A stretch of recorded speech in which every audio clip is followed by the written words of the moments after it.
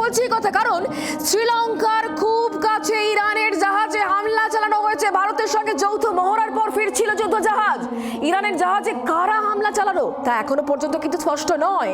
কোন সাবমেরিন থেকে এই হামলা হয়েছে এমনটাই কিন্তু বিশেষজ্ঞরা তারা অনুমান করছেন। এখনো পর্যন্ত এটা অনুমান।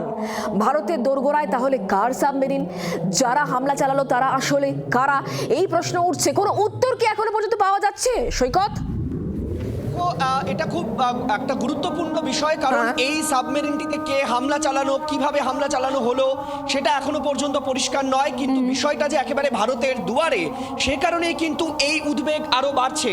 কারণ যেটা আমরা লক্ষ্য করছি যে পশ্চিম এশিয়ার এই যুদ্ধ ক্রমেই ছড়িয়ে পড়ছে, মধ্যপ্রাচ্যের বিভিন্ন দেশে ছড়িয়েছে।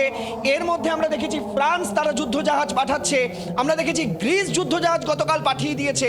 একের পর এক জায়গায় যেভাবে এই যুদ্ধ ছড়িয়ে পড়ছে, স্বাভাবিকভাবেই প্রশ্ন উঠছে যে শ্রীলঙ্কার উপকূলে এই জাহাজে কে বা কারা হামলা চালানো সেটা পরিষ্কার নয়। তবে 101 জন যারা এই জাহাজে সাওয়ার ছিলেন তারা কিন্তু তাদের সম্পর্কে যে যতটুকু তথ্য এখনো পর্যন্ত পাওয়া যাচ্ছে, বিভিন্ন আন্তর্জাতিক সংবাদ সংস্থা আমাদেরকে জানাচ্ছে যে 78 জনকে এখনো পর্যন্ত উদ্ধার করা গিয়েছে।